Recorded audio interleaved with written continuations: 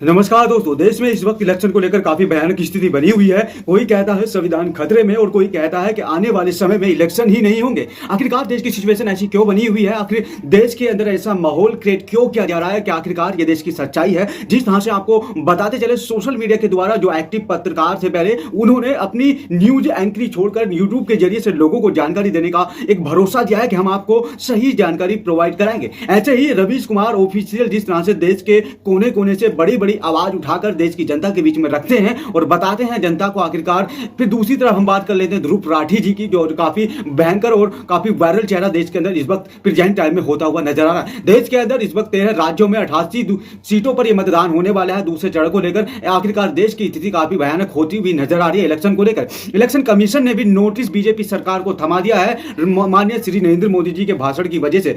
देश के पहले प्रधानमंत्री श्री नरेंद्र मोदी जी बन गए हैं, जिनको इलेक्शन कमीशन ने स्पीच के अकॉर्डिंग देने की वजह से, भड़काऊ बयान देने की वजह से नोटिस इलेक्शन कमीशन ने उनको थमा दिया है। क्या आखिरकार देश की सिचुएशन ऐसी भयंकर होती हुई क्यों नजर आती हुई नजर आ रही है? आखिरकार देश की स्थिति आखिर भयानक क्यों होती हुई नजर आ रही है? इस वक्त देश के अंदर जिस तरह से पीएम मोदी जी के ऊपर इलेक्शन कमीशन ने बड़ा एक्शन लिया है और अध्यक्ष साहब के पास ये नोटिस भेज दिया गया है कि आखिरकार अध्यक्ष साहब आपको सीधे सीधे हम आपको शब्दों में बताएं कि माननीय श्री नरेंद्र मोदी जी को तो ये नोटिस मिला नहीं है, उनके अध्यक्ष साहब को ये नोटिस मिला है कि इस पर जवाब देने की कोशिश करिएगा। मैं आपसे पूछना चाहता हूं कि आखिरकार देश की स्थिति ऐसी कब तक बनी रहेगी और आखिरकार देश के अनेक मुद्दों पर भी सवाल होने चाहिए या नहीं होने चाहिए। जिस तरह से राहुल गांधी जी ने देश को आश्वासन दिया था, एक वादा दिया था कि हम देश की हर महिला, एक परिवार को हर वर्ष 1 लाख रुपया देंगे, उसी के अकॉर्डिंग पीएम मोदी ने इसको जुमला बताया और कहा कि यदि यह सरकार आई सेंट्रल में आई तो देश के जितने भी हैं उनसे मंगलसूत्र तक उतरवाने का यह काम करेगी सरकार। इसी के चलते हुए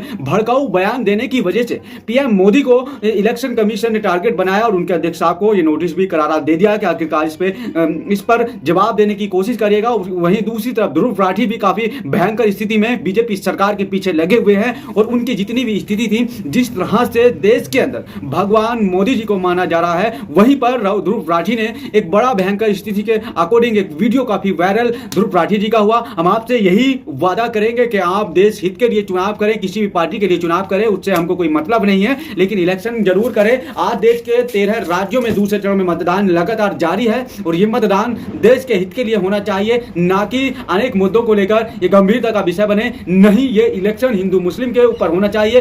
देश के अंदर काफी मुद्दे हैं और काफी देश की स्थिति काफी भयानक बनती हुई नजर आ रही है। देश के अंदर बेरोजगारी के मुद्दे हैं, उनको लेकर इलेक्शन करिएगा। किसी भी पार्टी को आप वोट कर सकते हैं, आपको स्वतंत्र अधिकार है। देश के अंदर हमें संविधान ने यह अधिकार दिया है कि आप वोट किसी को भी दे सकते हैं, किसी के दबाव में वोट ना करें। आपको संविधान ने अधिकार दिया है तो उसका पूरा फायदा उठाए। किसी के कहने में ये अपना वोट किसी को ना दें जिसको आपका मन करता है और आप चाहते हैं, जिसको आपको जो अच्छा नेता लगता है उसका वोट अवश्य करें और अपना वोट बिल्कुल भी मिस ना करें। ये आपसे लगातार अपील हम करते हुए नजर आ रहे हैं। आखिरकार देश के अंदर बने रहिए खास खबरों के लिए सी न्यूज़ 24 के साथ। सी न्यूज़ 24 दिखाता है आपको देश की सच्चाई और सबसे आगे आपको रखता है। आपको बताते चले, पश्चिमी उत्तर प्रदेश में लगातार यहाँ पे जारी है। पहले चरण में 102 सीटों पर मतदान हुआ था, दूसरे चरण लगातार जारी है और 88 सीटों पर मतदान होना है और आज 88 सीटों में उत्तर प्रदेश की 8 सीटों में मतदान लगातार जारी है। तो बने रहिए खास रिपोर्ट के लिए सी न्यूज़ 24 के साथ। जय हिंद, जय भारत।